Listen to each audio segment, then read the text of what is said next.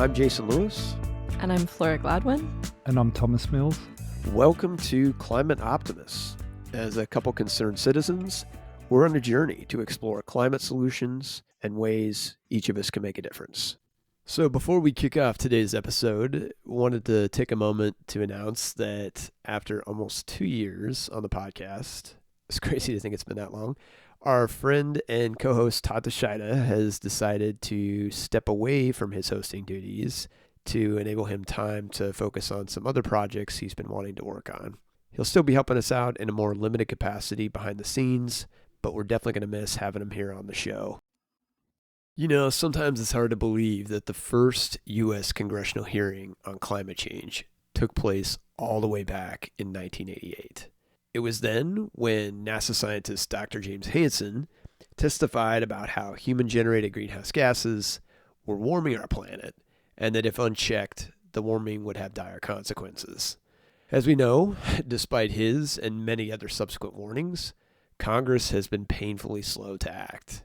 It did pass the first wind energy tax credit in 1992 and solar in 2006 that together have helped accelerate our transition to renewable energy. But it's really only been in recent years where passing something more comprehensive, like the Inflation Reduction Act, has become a possibility. The change in the federal government's willingness to tackle climate change is a direct result of the growth in the number of everyday people pushing for climate action. So today, we're going to talk about what it means to engage your elected officials, why it matters, how we can all help break down the partisan divide, as well as ways each of us can get involved. But before we go there, let's take a minute to talk about our recent individual climate actions and this week's reason for hope. Yeah, we haven't done this in a while, but I think it's always good to have a little bit of accountability and also celebrate the actions that we've taken, big or small, to help fight climate change. This week, I started working again at my college's science outreach program, which was on pause because of the pandemic. So it's been very exciting to be back. We teach kids a curriculum that's based on climate change and environmental justice once a week. This year, I'm working with some really cool fifth graders, and it's been really, really fun so far. So how about you two? Thomas, I'll let you go first. Jeez, Jason. I did say my resolution for this year was making sure that I looked after the trees that I'd planted. And I did do the rounds of them a couple of weeks ago. And yeah, I've had really good survival rate this year. I also increased the capacity of one of our electric vehicle chargers by 50%, although it's still only 75 kilowatts, which is pretty small by US standards, but it's keeping the local EV drivers happy. How about you, Jason? You know, nothing quite on that scale. I have given a few tips to friends and family who are in the market for an electric vehicle. And then I also fairly recently called on our senators here in Oregon to pass the Forests Act that we've talked about a number of times. So now that we've shared a little bit about our own actions, Thomas, what do we got for this week's reason for hope?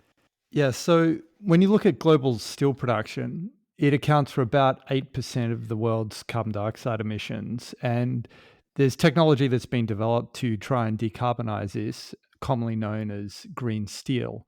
And Sweden has been one of the biggest drivers of the development of green steel, primarily the Swedish steel manufacturer SSAB, not to be confused with the former car manufacturer SAAB or Saab.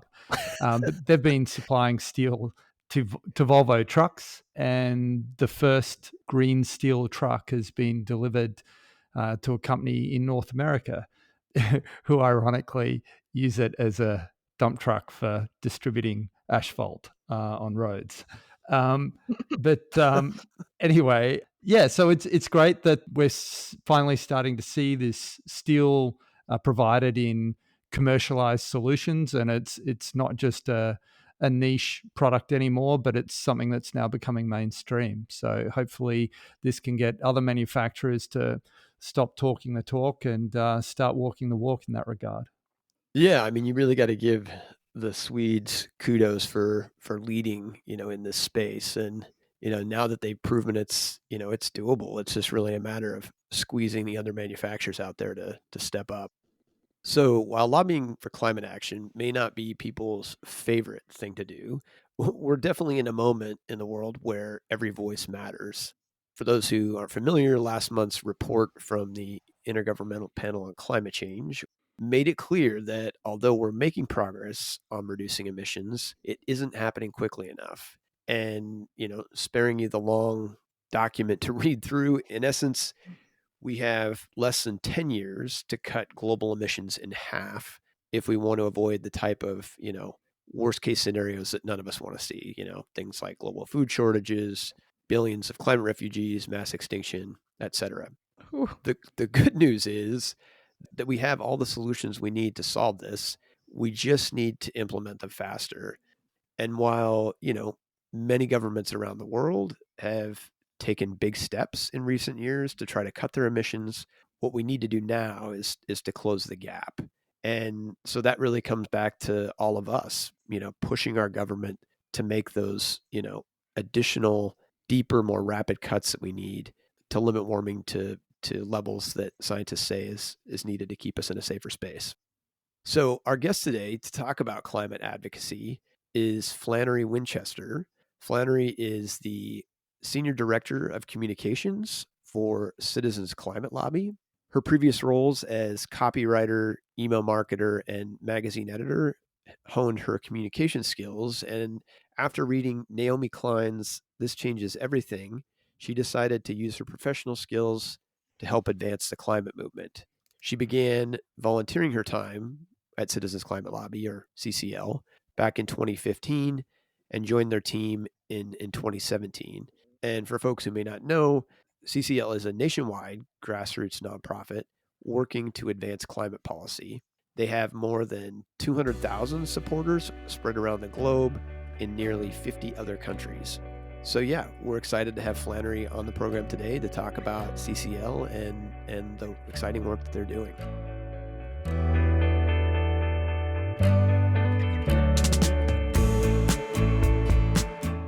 Flannery, welcome to Climate Optimists. Thank you, Jason. I'm excited to be here. So let's start you off with a question we do all our guests. When it comes to efforts to address climate change, what makes you hopeful? Yeah, this is a great question because there's so many headlines that make us not hopeful, right? There's scary stuff we're seeing in the news all the time, and it feels like more and more. But I think what makes me hopeful is that there's more awareness and concern than ever among just regular folks. So there's a project called the Yale Program on Climate Change Communication Oh, yeah. that does, they do public opinion polls and surveys. And most recently, they found that about 1 in 4 Americans, so it's 26% of Americans, are what they call alarmed.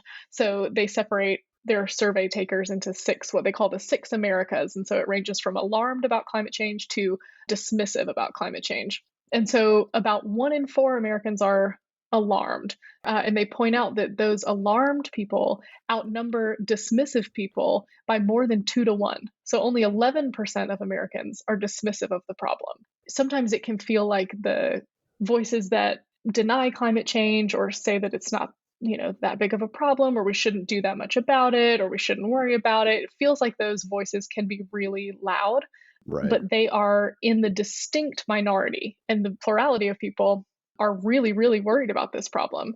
And actually, it is also the majority are either alarmed or concerned is the next category down. And it's 53% of Americans are either alarmed or concerned. And that makes me hopeful, because if we all are starting to put our attention on something and kind of sound the alarm, then it's only a matter of time before our elected officials respond with the scale and the speed of the solutions that we need.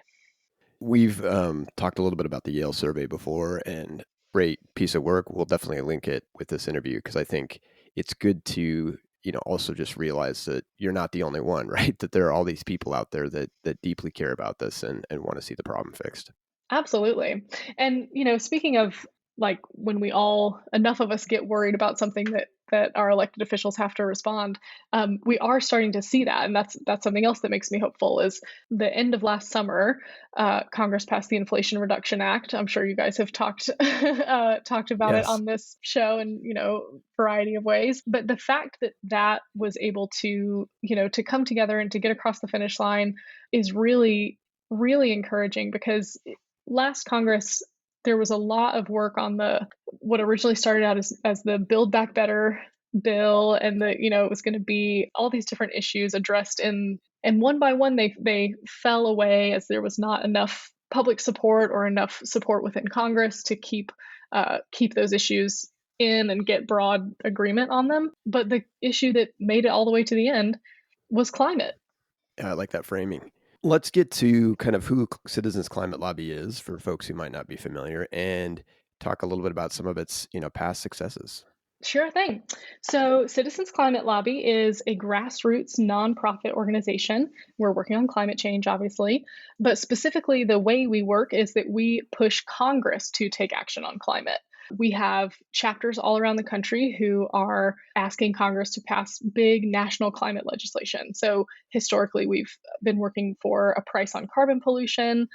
We're still pushing for that. We're also pushing for permitting reforms that will help unlock our clean energy potential all across the country.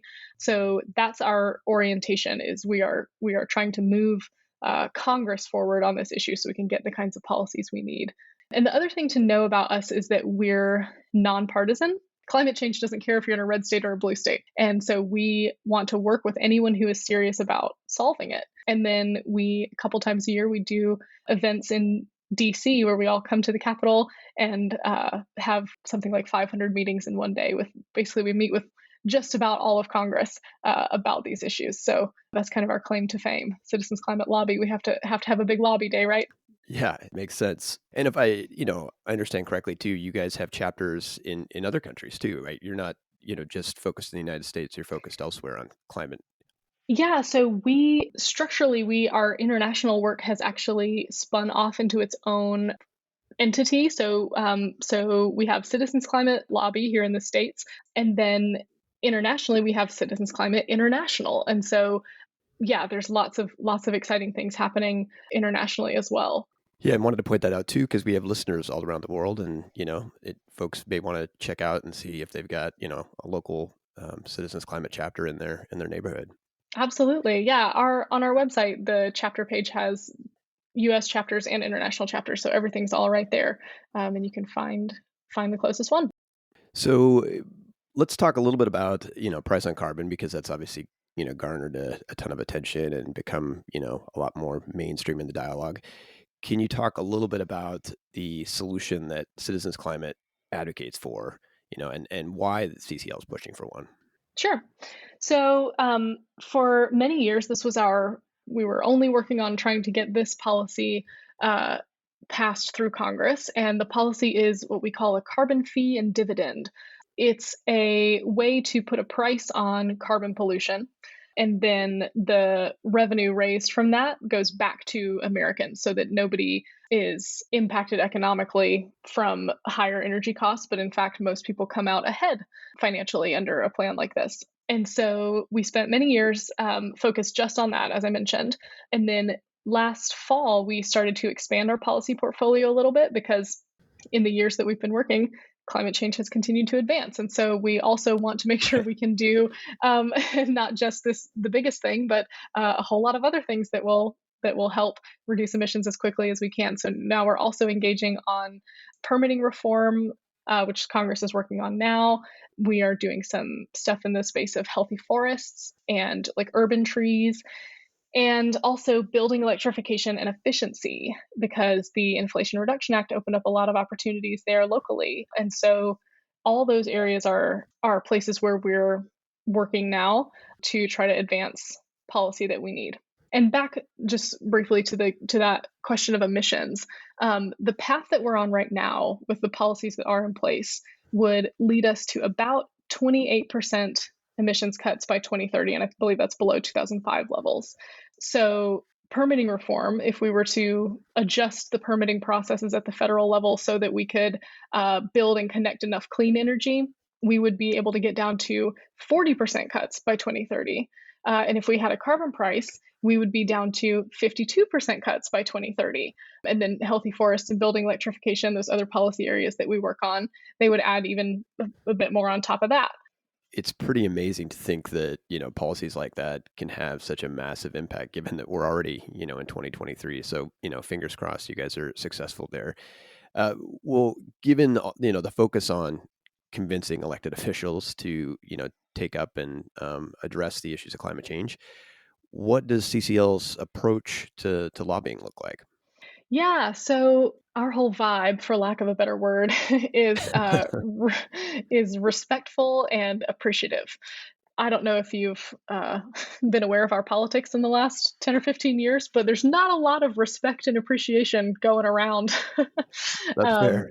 and so the way that we very intentionally approach our members of Congress is with appreciation for something, even if that is only appreciating them for being in public service. If you can't say anything that you like about what they've specifically done with that public service, just appreciate that they are in public service, and then respect as well. I mean, that's it's not something that members of Congress get enough of, I think, in their voicemail boxes, their Twitter mentions. So, I know folks might be listening to this and especially within the American political divide thinking like, well, does that, really make inroads? And, I know it's easy to fall into cynicism, but yeah, what are your thoughts? I mean, what do you guys see on the front lines as you're, talking to these members of Congress and engaging them in that, respectful, grateful way?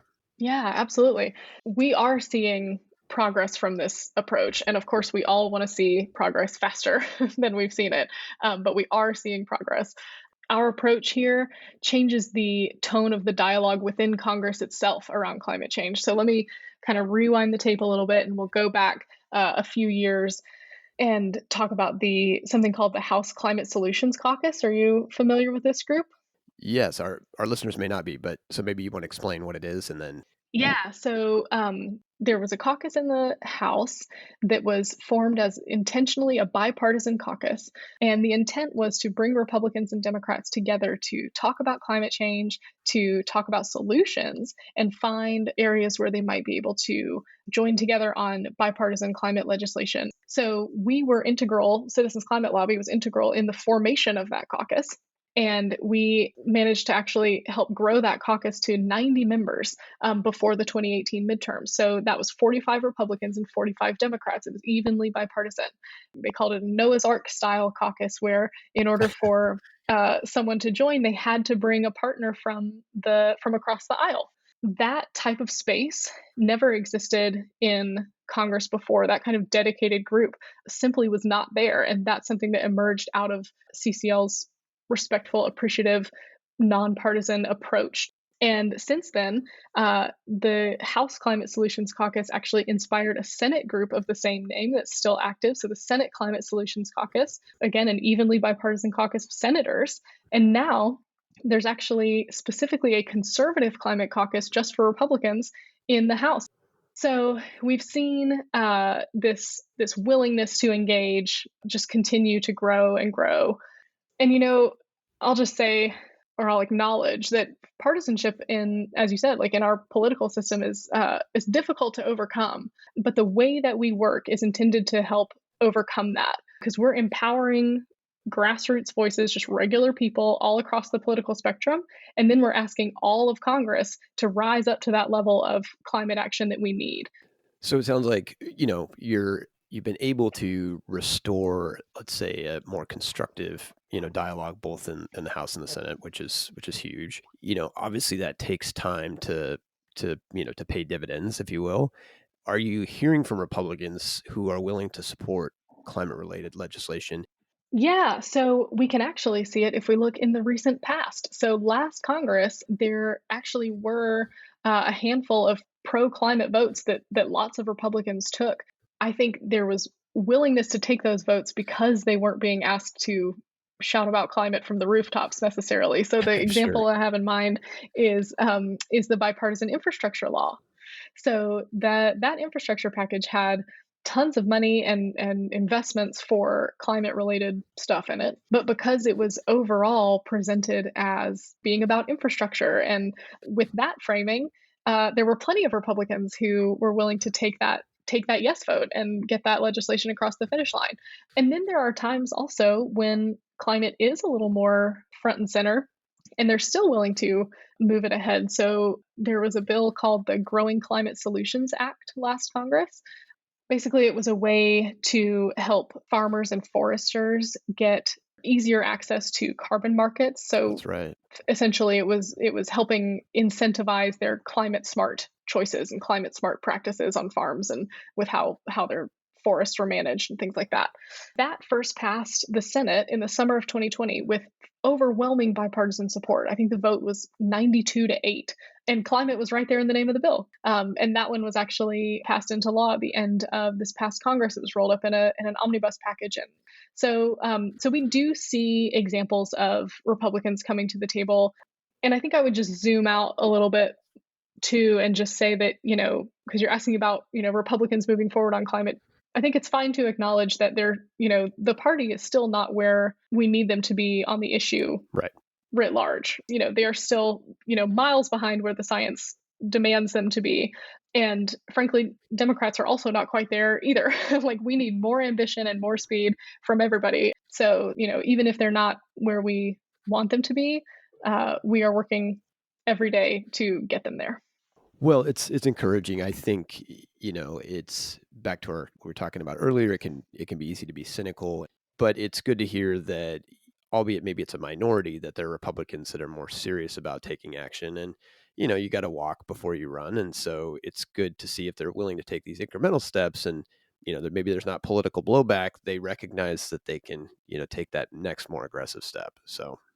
Absolutely. And not only is there not political blowback, but that's also a function that our volunteers can serve, is providing praise and support when they do take a small step forward. Because that's something, again, in our politics today, it's very difficult to get appreciation or recognition for doing something a little bit in the right direction. It's much more common that they will just hear, "Oh, well, you didn't do enough." That's not good Right. enough. And how demoralizing is that, right? Imagine that you did the dishes for your partner or something, and then they come in and they say, "Well, okay, it's nice that the dishes are done, but what about the laundry?" It'd be much better to hear, "Hey, thank you so much for doing the dishes. I really appreciate that. By the way, do you think tomorrow maybe you could also do the laundry? I would appreciate that too." It's a little bit of a softer approach. I like the analogy. So, for those listeners that we have, outside the U.S., curious, with Citizens Climate International, are you guys seeing progress, abroad as well, right? The thing that is, I think, the most salient and also will affect the US and also raise the ambition of other countries is that the EU is putting in place this year a carbon border adjustment mechanism. And basically, this is functionally, it's carbon pricing that has an international impact. So it is a policy that accounts for the carbon intensity of imports and exports, right? So if a product is made somewhere else dirtier, then the EU is saying, "Oh, you have to pay in order to be able to bring that product here. You have to pay for the fact that it was produced with X amount of carbon emissions." And so the impact of that type of policy is countries who want to trade with the EU have to think about how cleanly they are producing their goods and clean up those processes so that they can reduce or avoid that border adjustment, that tariff, functionally. So that's something that the EU is doing, which is really exciting, and again, is going to raise the ambition on climate broadly, because that's an international, it's a policy with international impacts. That's great to hear, and I think for people who sometimes maybe feel like all the emissions or the bulk of the emissions are taking place outside of their country, shows that there are ways to affect other nations, even if you don't live there. So I think, you've made some compelling arguments for why folks might want to get involved. But I guess, what would you say to folks who aren't engaged in climate advocacy, but, maybe are kind of on the fence, worried this, let's say they don't have the experience or don't have the ability to engage, what would you sort of tell them to kind of give them that final pitch to get involved? Yeah. So yeah, it depends a lot on why you're not involved already. What is the obstacle? So if you're feeling like you don't know enough or you're not an expert, I would say don't worry about that at all. Because the most valuable thing that you can bring into a meeting with a member of Congress is your perspective as a constituent. It's enough to go in there and say, hey, I live in your state or I live in your district. I am worried about climate change. I see these headlines. I see, the drought we're having, or I see days of extreme heat. We have more and more of them. I see how early spring started this year. But it is always enough just to say, you represent me. I'm concerned about this. Please work on this problem. So if that's what's stopping you from getting involved, just know that you and your concern is absolutely enough to make an impact. But I also know that sometimes what stops people from getting involved is that they don't feel like the system works for them or Right. works at all. Right. And it's not hard to think that when you kind of look out, survey the landscape of how our politics have looked over the last few years. But I would say, I mean, in the South, we say, if it ain't broke, don't fix it. Maybe you say that not in the South, but logically, the reverse of that is if it is broke, then you got to fix it. So I think the best way to restore your faith in the systems of our democracy or in the politics of this country is to participate, because it's actually by and through our participation that those systems work how they should. So if you think it doesn't work, then I would invite you to get involved and make it work. In other words, don't be spectators and, sit on the sidelines. Take that jump into getting involved. Absolutely. Well, Flannery, thank you so much for coming on the show and talking about the exciting work that Citizens Climate is doing, the progress you're seeing, and giving us some, insights into our system and how we all might, hopefully make a difference and get us to where we need to be on climate. Yeah, my pleasure. Thanks for having me.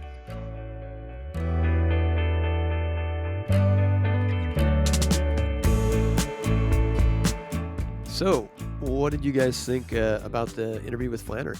I thought it was really refreshing this episode just to hear about how lobbies are kind of being used now to help address climate change in a positive way. Just because I feel like when I've heard about climate lobbying in the past, it's only been in a really negative light. Fossil fuel corporations that have worked to use money, power, influence to suppress climate action initiatives. So I just think it was really neat to get to talk about how people are getting involved to step up and kind of use this mode of action, lobbying, as a way to really motivate change.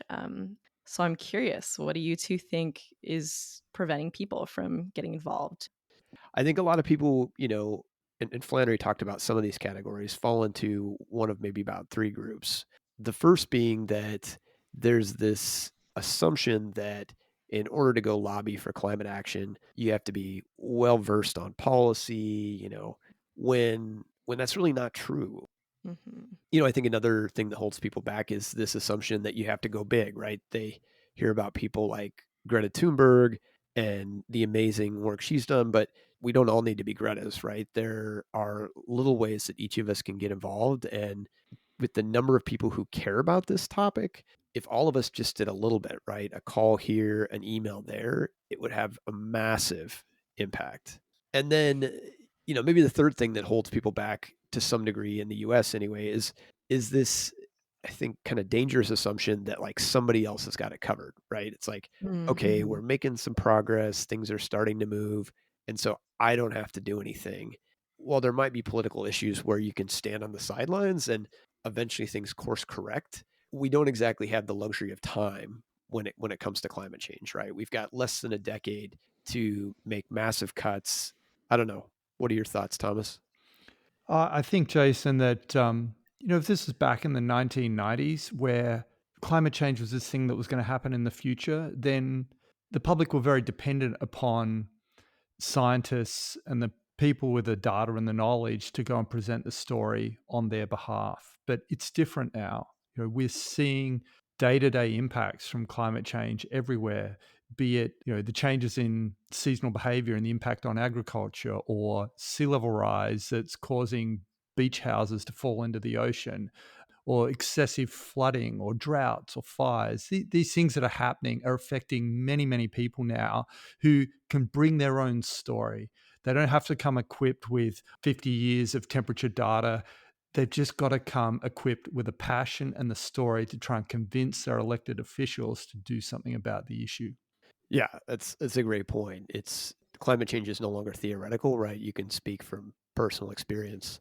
Yeah, and I think it's great too to kind of see this change in climate legislation, this focus on reframing to make sure that everybody, Democrats, Republicans, are invested in the policy that's getting passed.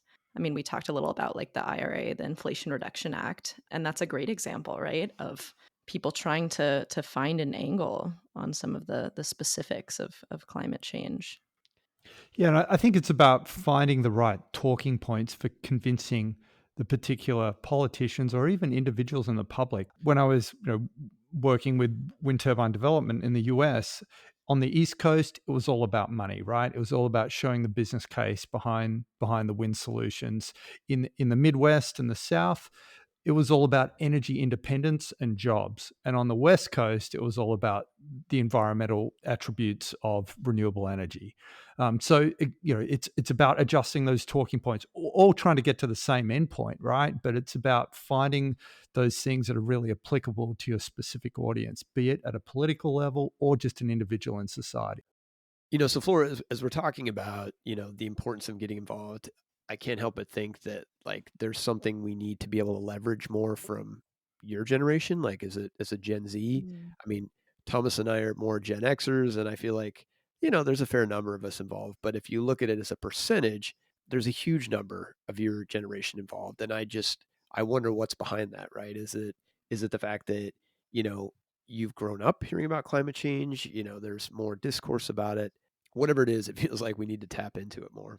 Yeah, definitely. I mean, all of the above, right? I think we've grown up surrounded by all these huge events from flooding to wildfires, and I think we're also learning about it more. This isn't my generation specifically, but I talked a little earlier about the like classes that I'm teaching to 5th graders that are about environmental justice. That's a huge shift to be invited into a classroom, albeit in Portland, to come talk about I know to come talk about climate change, global warming, and like what kids can do as they're growing up to kind of address it. And I think there's also definitely a point to be made about accessibility. I think our generation is growing up in the era of media like all the time. I think we're getting our climate news quicker than past generations have. I think we're way more inundated with information about it. And also, I think there's a lot of power behind that too, in terms of organizing, climate action. Well, I guess that's a good segue to the question that we always try to ask ourselves, which is what can we do? And this week we've got 2 options. First is we'd like to suggest everybody, no matter where you are, send an email to your representative calling for more aggressive action on climate. We'll have some high-level talking points on our website in the show notes to make it easier. The second option for this week is, if what you've heard about Citizens Climate Lobby resonates for you, the idea of working with your elected officials to drive change, consider signing up to be one of their volunteers. And if you're, interested in this idea of getting involved and maybe, Citizens Climate Lobby didn't feel exactly like a fit for you, I'm confident at this point that no matter where you are in the world, there's an org out there that's offering ways to get involved and make this whole process of pushing on government easier and ultimately giving you a community in which to do it. So that's all we have for this week's episode. Thanks as always to everybody for tuning in. Climate Optimist is made possible by Climate Stewards Collective. You can find us on the web at climateoptimist.co. And don't forget to follow us on social at Climate Optimist Podcast.